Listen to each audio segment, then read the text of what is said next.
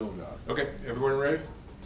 Okay, we're gonna get it started. We're going over the officer-involved shooting from November 16th near the Mezquite Market in southwest Albuquerque. Just a little housekeeping. We still have 3 other officer-involved shooting incidents that we'll be going over in the near future. We're still waiting on interviews and chief's briefs and that sort of thing. So as soon as we're set with that, we'll let you know when we're going to do those presentations. But with this, I'll go and start with Chief Medina. Good afternoon, everybody. We're here to give a briefing on the November 16th officer-involved shooting at Mezquite Market. Just an overall view of it is officers were doing surveillance on a vehicle that was recently stolen that was said to be in possession of several firearms taken from a storage facility. So, one of the things that you're going to notice on this officer-involved shooting in the next 3 is a trend that really concerns me as chief. For the safety of our officers, we have 3 individuals who are purposely fleeing officers and who decide to arm themselves. And many times it's after officers are already in pursuit with them, they retrieve firearms from their waistband area. So we will go over this and we'll take questions at the end for everybody. Hoy vamos a hablar de una persona que robó una troca y los oficiales los hallaron, y vamos a decir por qué los oficiales usaron sus armas en contra de ellos. Gracias.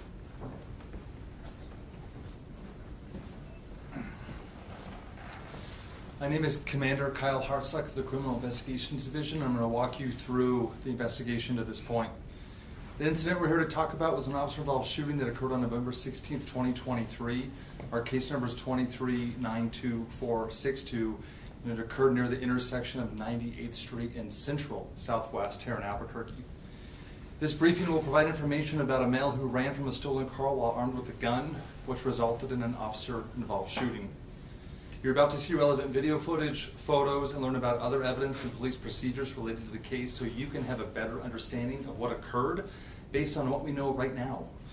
The APD conducts very thorough criminal and use of force investigations, which typically require investigators to interview multiple witnesses, review hours of video footage, and analyze a significant amount of forensic evidence.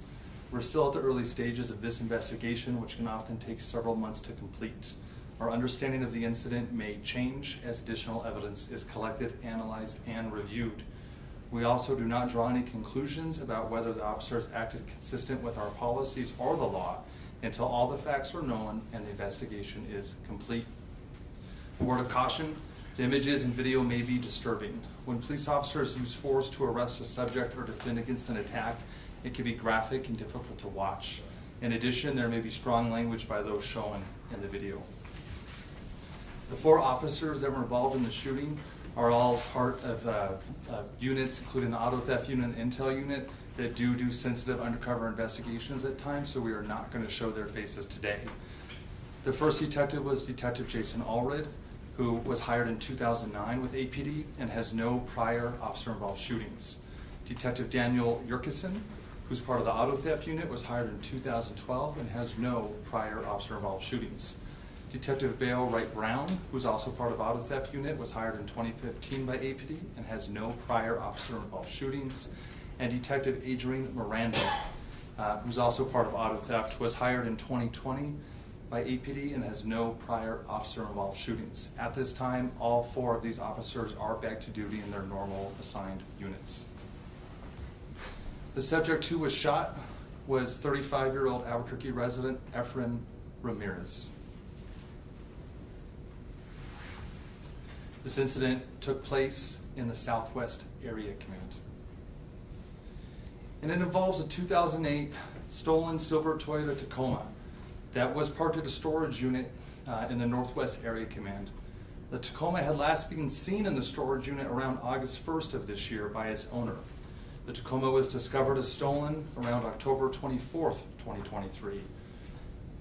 On that initial report from the owner, he also indicated that he had 11 firearms inside the vehicle at the storage unit, and all the firearms were also missing.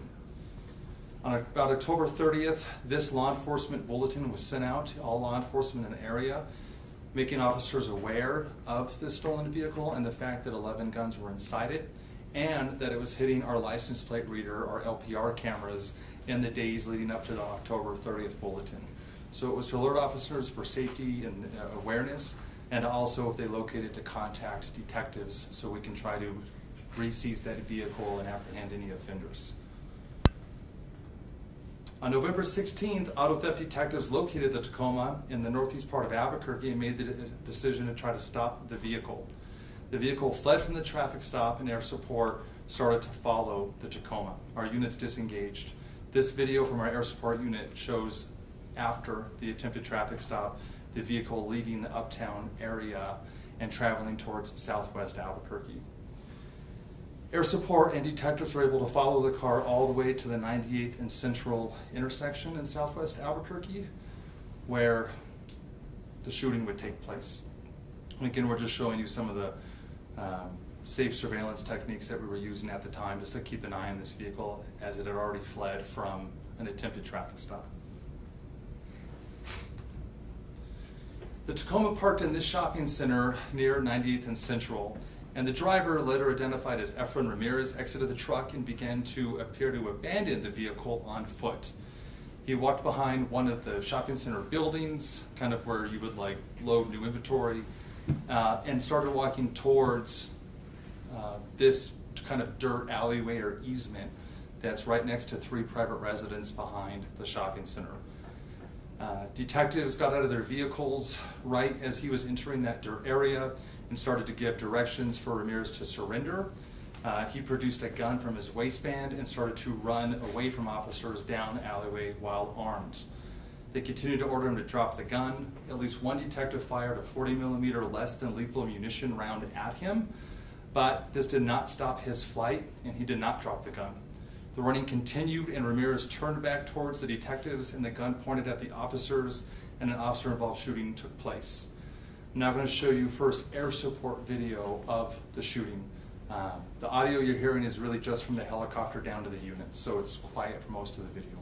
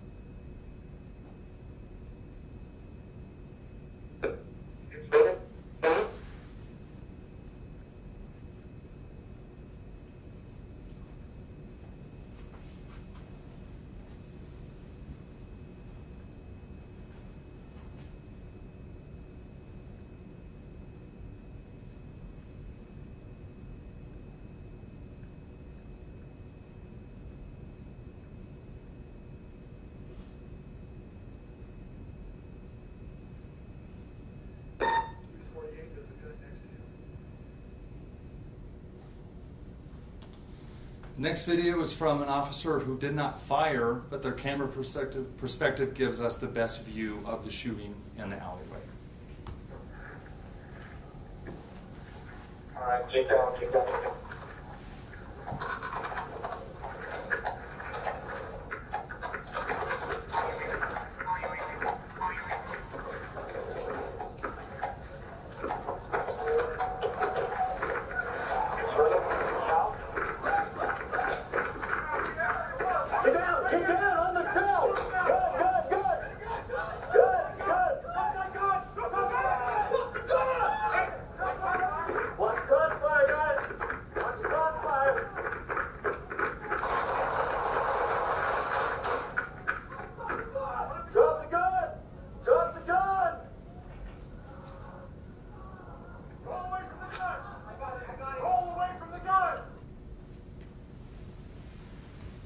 This is a still shot from the video I just showed you, which shows at the point that this detective came around to engage Ramirez, the gun is actively in his right hand and is actually pointed right towards officers very early on in it.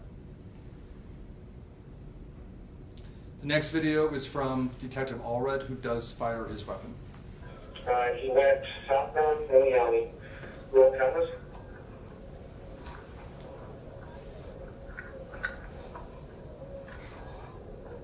I hear a 40 up here.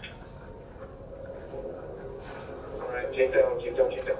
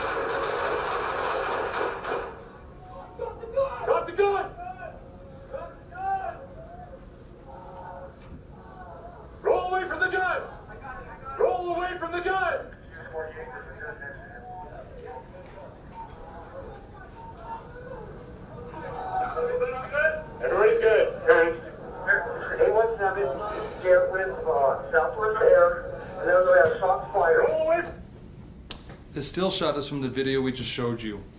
In it, you can see the moments before officers fire. This Ramirez turning around, the gun in his right hand, about to start pointing at officers. This video is when Ramirez is taken into custody, and you can see the gun laying next to him. Don't move. We want to help you, but don't move.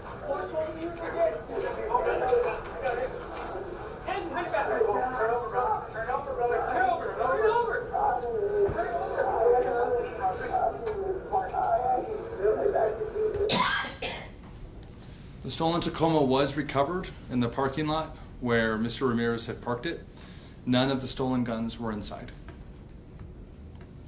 This is a photo of that dirt alleyway in the back of the the shopping center area where the videos kind of start off and that foot chase began.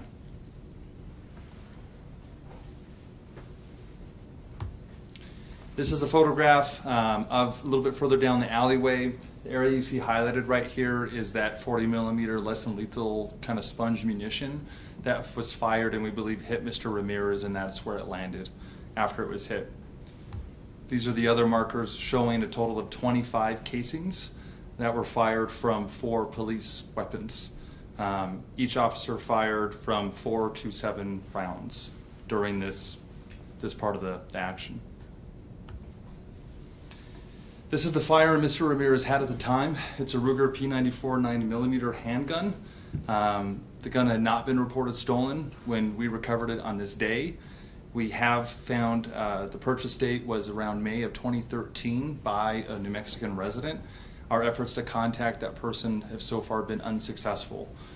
We are still looking into the history of the gun and how it got into his hands, but as of right now, we have not made contact, and it was not one of the guns that was stolen during the original auto theft. That we have confirmed. Mr. Ramirez was transported to UNMH where he underwent multiple surgeries. He's currently in critical condition. An arrest warrant has been written and approved by a judge for the charges of aggravated assault upon a peace officer with a deadly weapon, receiving or transferring a stolen motor vehicle, and resisting arrest. Over the next several months, the Albuquerque Police Department will continue to investigate and analyze this incident. We'll continue interviewing any new witnesses that come forward and complete any forensic test. After the investigation is complete, our Force Review Board will forward their findings to the Superintendent of Police Reform to determine if this incident met the high standards of the Albuquerque Police Department. The MATF will forward their case to the District Attorney's Office, who will make any determination of criminal charges. And I can take any questions. The person who bought the gun initially, were they related at all to FNM? Not obviously related, but until we get a hold of them, it's hard to tell. There's no obvious connection. Okay. And is he on like life support or something, or like, because I mean it's been a while and he's still in critical. Like, what can you elaborate on his injuries or like? I mean, he was shot several times. It's critical, but we go off mostly the hospital's classifications of their health. If anything changes with it, we go on based on their advice. Yeah. He's doing really bad, so. Yeah. Okay. It says here that 2 individuals were inside the vehicle, so what happened to the other person? Other individuals were in it earlier, but they were dropped off and went a different direction prior to this engagement. Only he was seen leaving the vehicle at 98th and Central. Are you guys trying to investigate to see if they have the weapons? That's absolutely. Oh, we still want to find the 11 weapons, and that's still an open and active investigation. Absolutely. Good question. It makes you wonder if he knew air support was following, because they did pull into a parking structure, I believe. Yes, they did. And when they were inside the parking structure, the person jumped off, so air support was unable to see where the second person went, and they stayed on the truck because they knew they still had the truck. Were you able to interview the suspect?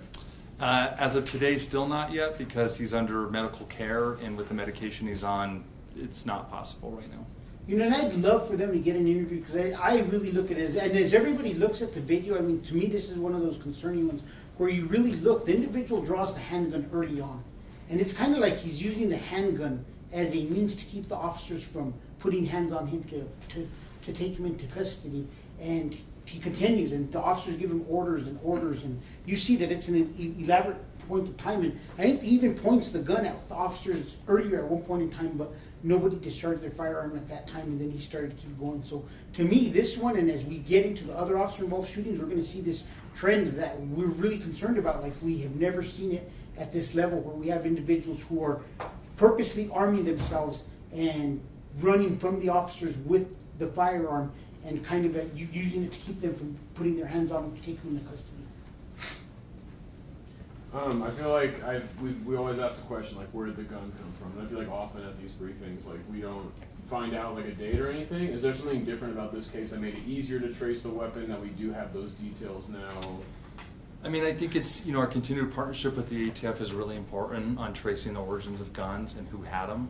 But I think it highlights the difficulty in doing so, that a lot of those systems aren't set up to easily track guns as they transfer ownerships and move around. So I think you're also seeing some of the effects of that system.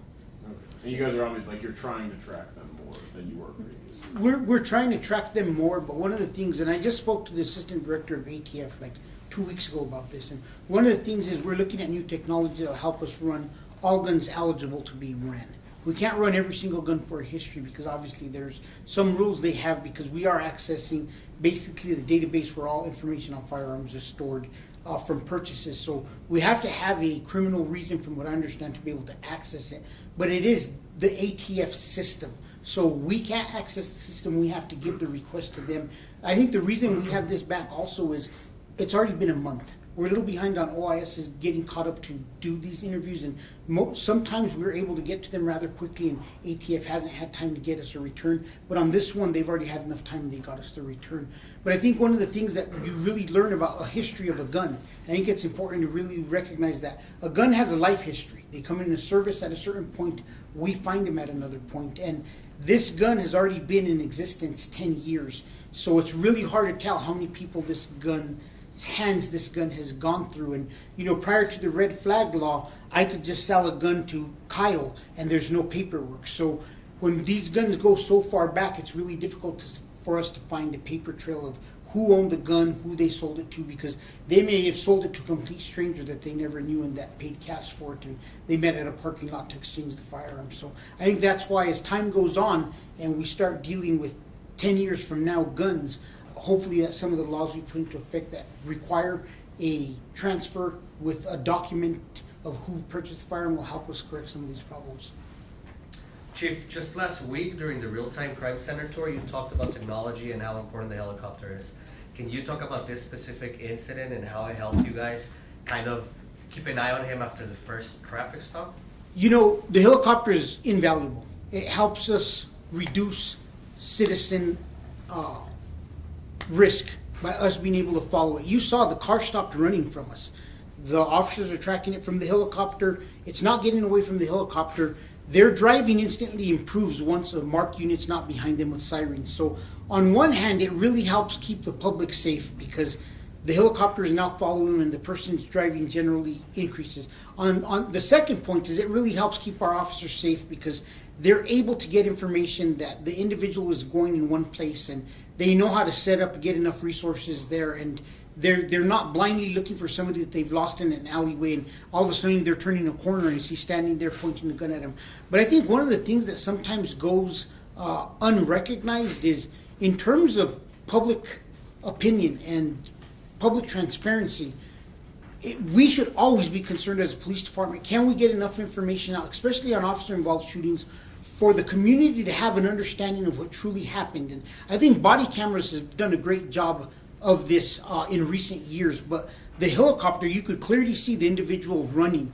And before officers even approach him, I think it really brings credibility to an investigation when officers haven't even approached him, and from the helicopter you could already see the firearm laying on the ground. So the impact that a helicopter does goes everywhere, from keeping the community safe, keeping officers safe, and then helping us explain to the community and gaining that necessary credibility and transparency in these incidents.